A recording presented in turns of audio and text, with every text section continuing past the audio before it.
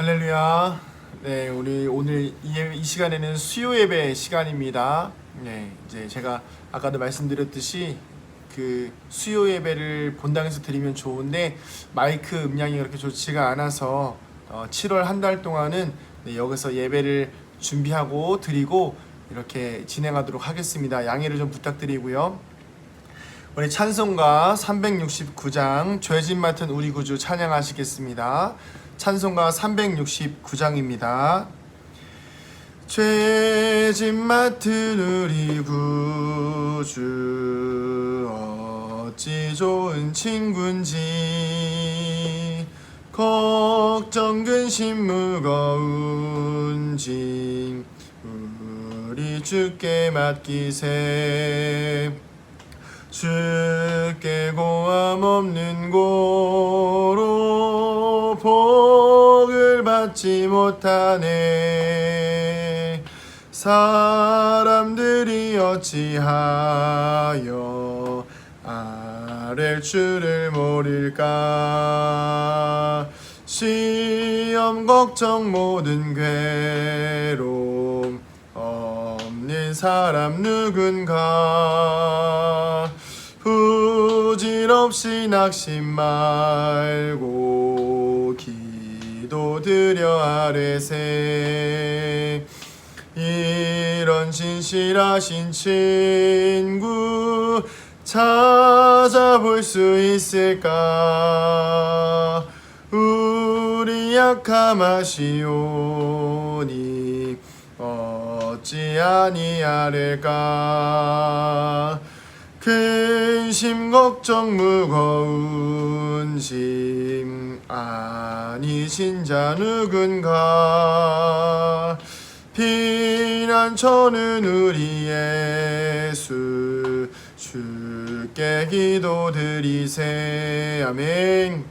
세상 친구 멸시하고 너를 조롱하여도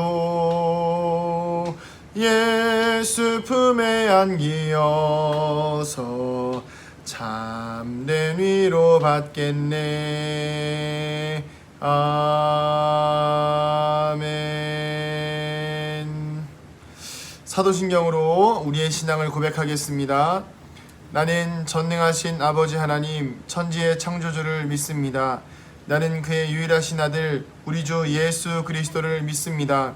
그는 성령으로 잉태되어 동정녀 마리아에게서 나시고 본디오 빌라도에게 고난을 받아 십자가에 못 박혀 죽으시고 장사된 지 사흘 만에 죽은 자 가운데서 다시 살아나셨으며 하늘에 오르시어 전능하신 아버지 하나님 우편에 앉아 계시다가 거기로부터 살아있는 자와 죽은 자를 심판하러 오십니다. 나는 성령을 믿으며 거룩한 공교회와 성도의 교제와 죄를 용서받는 것과 몸의 부활과 영생을 믿습니다. 아멘. 네, 말씀 나누도록 하겠습니다. 오늘 말씀은 느헤미야 2장입니다. 느헤미야 2장 1절부터 5절 말씀입니다. 느헤미야 2장 1절부터 5절 말씀인데요. 제가 5절 읽도록 하겠습니다.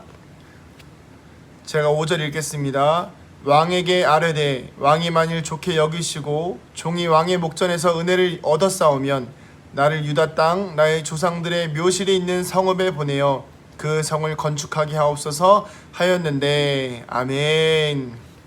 할렐루야. 수요 예배를 드리시는 성도님들을 환영하고 축복합니다. 오늘도 말씀을 통하여서 하나님의 은혜가 또 우리의 삶에 소망이 되고 살아갈 힘이 되기를 축복합니다.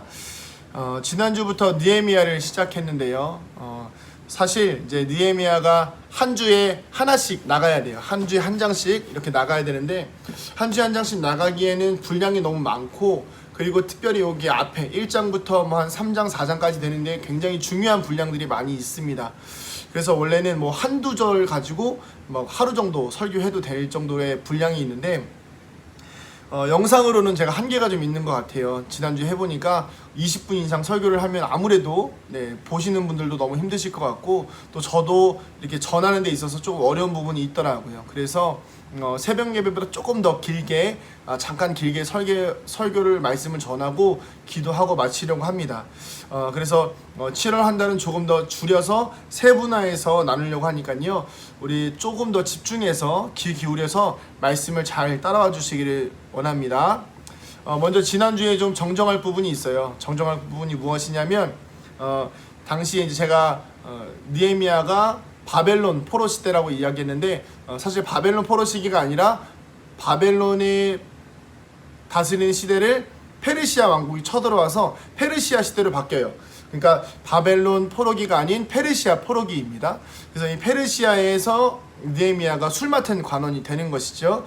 네, 그래서 가끔씩 저도 실수할 수 있으니 좀 이해 좀 부탁드리겠습니다.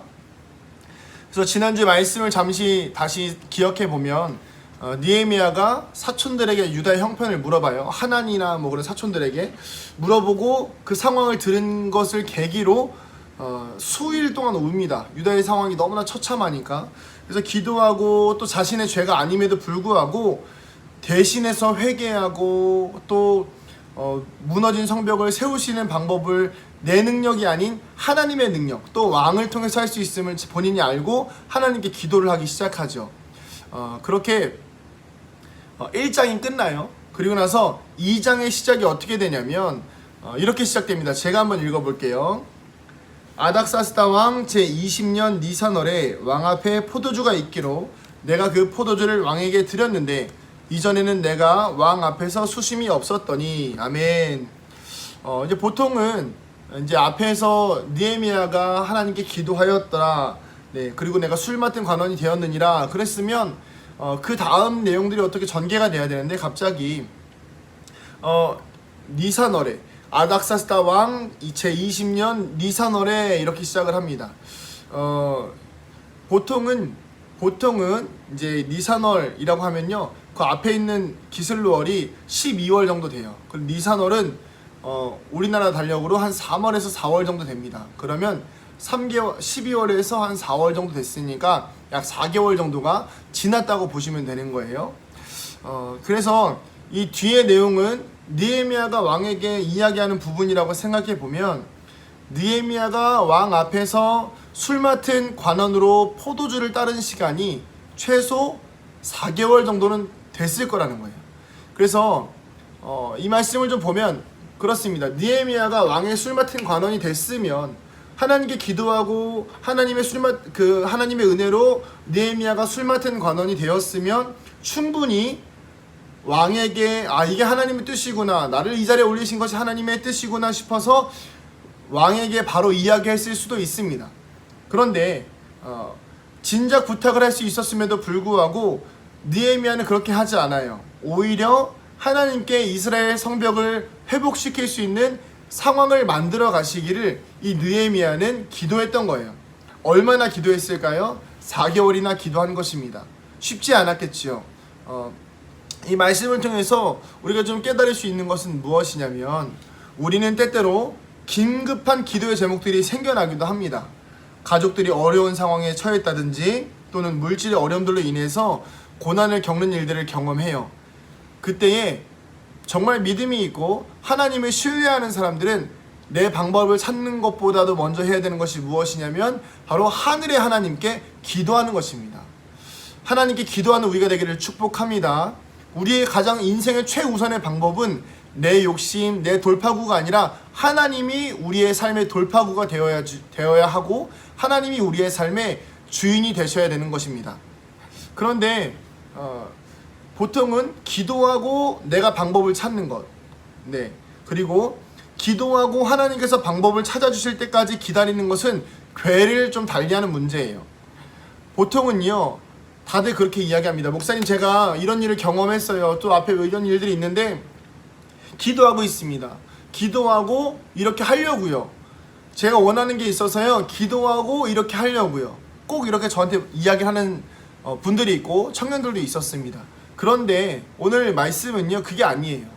기도하고 제가 방법을 찾으려고가 아니고 기도하고 하나님께서 방법을 주실 때까지 기다리는 거예요. 언제까지요? 하나님께서 길을 열어주시고 그리고 열어주시면서도 계속해서 끊임없이 기도를 해야 된다는 것이죠. 오늘 우리가 도전해야 되는 부분이 바로 이것입니다. 우리는 기도하면서 내가 행동하는 것이 아니라 기도하고 하나님의 일을 이루시는 것을 내 눈으로 계속 봐야 되는 거예요. 그래서 우리가 눈으로 직접 목격하고 봐야지만이 하나님을 신뢰할 수 있고 하나님의 일들을 계속해서 경험해 나갈 수 있는 것입니다. 과거에 제가 대학원 시절의 일입니다. 제가 대학원을 한번 떨어졌다고 이야기했죠. 근데 떨어져서 떨어진 게 아니라 등록금이 없어서 못 갔어요. 근데 그 다음 해에 제가 다시 대학원을 들어가게 됐는데, 그때 당시 어떤 일이 있었냐면 돈이 없으니까 이제 교회에서 사례비를 주셨어요. 교회에서 사례비를 계산해 보니까 8개월치를 합치니까 530만 원이 되더라고요.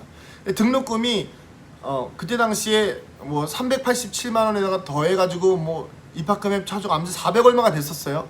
돈이 없었던 거예요. 그래서 이제 그 돈을 먼저 내고 사례비가 없이 생활하게 되는 거죠.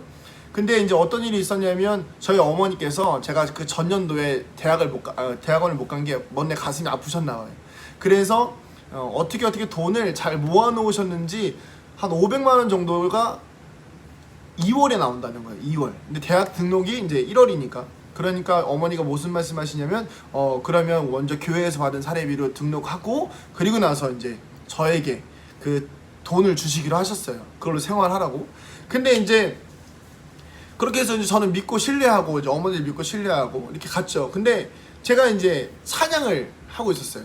하나님 앞에 이제 그 대학원에 신앙 수련회 같은 게 있고 이제 OT 같은 게 오리엔테이션이 있거든요. 그래서 오리엔테이션 하고 있는데 이제 딱 자리에 앉았어요. 지금처럼 이렇게 딱 자리에서 이렇게 앉아가지고 이제 시작하는구나 이렇게 해서 가만히 있는데 어머니한테 전화가 오는 거예요.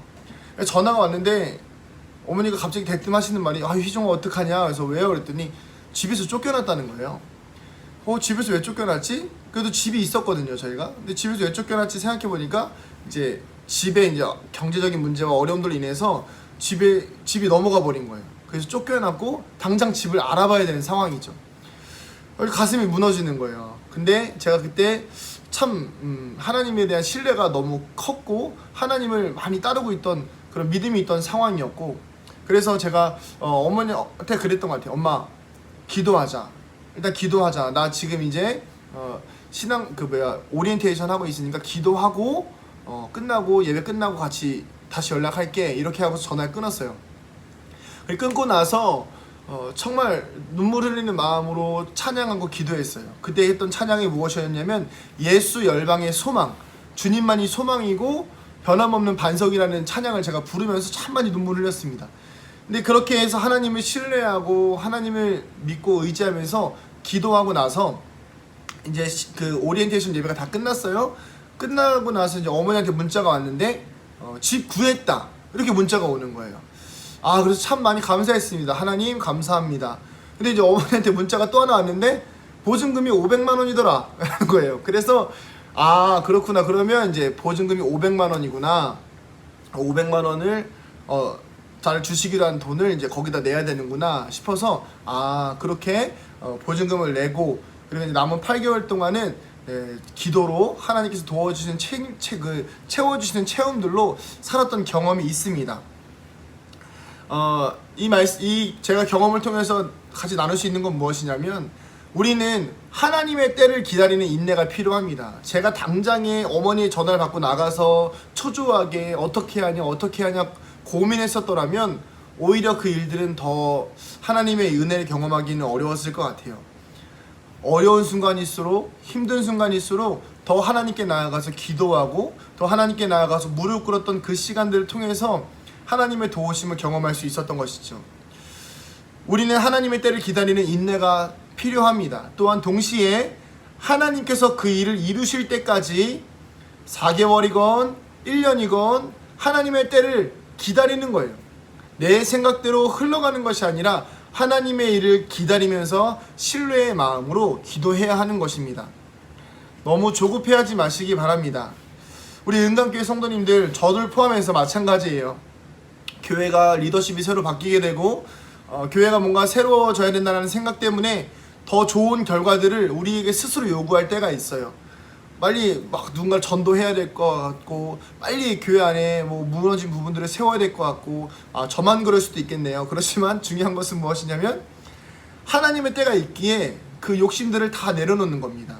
그리고 하나님이 쓰시고자 하실 때에, 그러니까 다만 하나님이 쓰시고자 우리를 부르실 때에 우리가 사용되어질 수 있도록 이 느헤미야처럼 준비되어지고 기다리는 것이에요.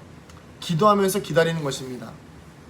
이 느헤미야라는 사람은 하나님께 기도하며 기다림과 동시에 하나님께서 사용하시고자 할 때에 쓰임을 받을 준비가 되어 있는 사람이었다는 것입니다.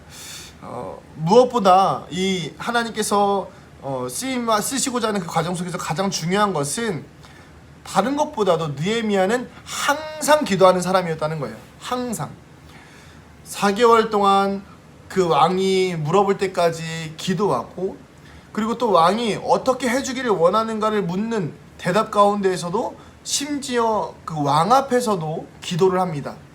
4절 제가 읽어볼게요. 2장 4절입니다. 왕이 내게 이르시되 그러면 내가 무엇을 원하느냐 하시기로 내가 곧 하늘의 하나님께 묵도하고. 아멘. 그렇습니다. 왕은 그 느헤미야는요 하늘의 하나님께 묵도하고, 이 묵도가 기도인데요, 어찌 보면 이미 왕이 묻는다는 것 자체가 하나님의 뜻을 이룬 거나 마찬가지잖아요. 그런데도 불구하고 느헤미야는 기도합니다. 다 된 밥이나 마찬가지 상황이지만 그럼에도 기도하고, 그런 과정들마저도 하나님의 뜻과 도우심을 구하는 것이죠. 먼저 그의 나라와 그의 의를 구하라는 예수님의 말씀은 이럴 때 의미가 있는 것 같습니다. 우리는 하나님의 도우심을 경험했으면 보통 빨리 그래, 이건 하나님이 해주신 거구나, 빨리 내가 이걸 해야지, 이건 하나님이 해주신 거니까 내가 빨리 이걸 받아 먹어야지, 이렇게 생각합니다. 그런데 그 시작까지만 하나님의 도우심을 구하고 끝내는 것이 아니라 이 느헤미야는 과정과 결과, 그리고 끝에 가서 그 성벽을 다 세워가는 모든 과정까지 하나님께 온전히 맡긴 거예요. 그리고 하나님의 뜻과 왕과 자신 사이에 하나님이 계시기를 간절히 기도했다는 것입니다. 처음부터 끝까지 하나님이 인도하신다는 것은 바로 이런 것입니다.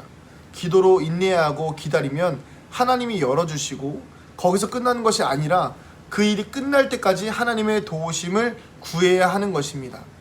사실 제가 은강교회에 오는 과정도 그랬습니다. 저는 처음부터 끝까지 단 한 번도 제 욕심을 부려본 적이 없습니다. 냉정하게요. 제 욕심 구하지 않았고요. 제 뜻을 구한 적이 없었습니다. 모든 과정의 순서마다 하나님께서 주시기를 기도했고, 그리고 마지막에 취임식 끝나는 상황까지도 하나님의 도우심을 구했습니다. 그러니까 저 스스로도 지금 이 자리가 굉장히 평안하고, 또 교회에 대한 책임감은 있지만 그 책임을 제 스스로 지는 것이 아니라 하나님께 기도하며 어떻게 이뤄나갈지를 하나님께 묻고 있습니다.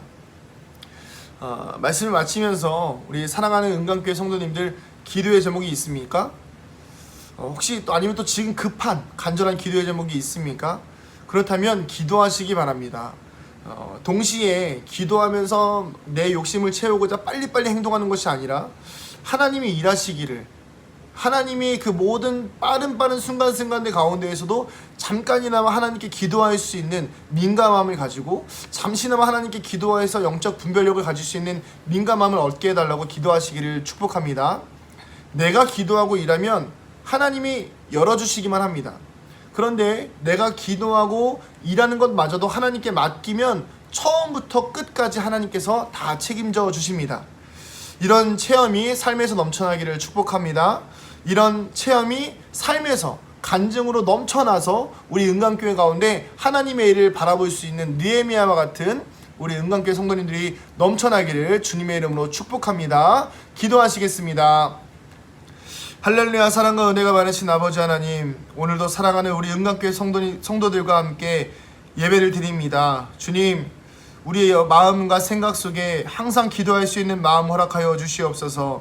느헤미야와 같이 내가 할 수 있음에도, 내 능력이 있음에도 불구하고 그래도 하나님을 먼저 의지하고, 그래도 하나님께 먼저 기도하고, 감히 왕 앞에서라도 하나님께 기도하며 주님의 뜻을 구할 수 있는 우리가 되게 하여 주시옵소서. 세상 일에 초조하지 않게 하여 주시고 주님의 일에 기도하며 나아갈 수 있는 우리가 되게 하여 주시옵소서. 오늘 하루를 축복하며 사랑하는 성도들의 삶과 인생 가운데 남은 일주일의 삶 가운데에서도 주님께 기도하며 주님의 인도하심을 받는 거룩한 삶 되게 하여 주시옵소서. 감사드리며 축복하며 예수님의 이름으로 기도합니다. 아멘. 네, 예배를 마쳤습니다. 우리 하나님께 영광의 박수를 올려드리겠습니다. 네, 돌아가시는 길은 없겠지만, 네, 우리 다시 만나는 내일 새벽까지 평안하시고 오늘도 하나님의 은혜와 평강이 성도님들의 삶 속에 가득하기를 축복합니다. 마라나타.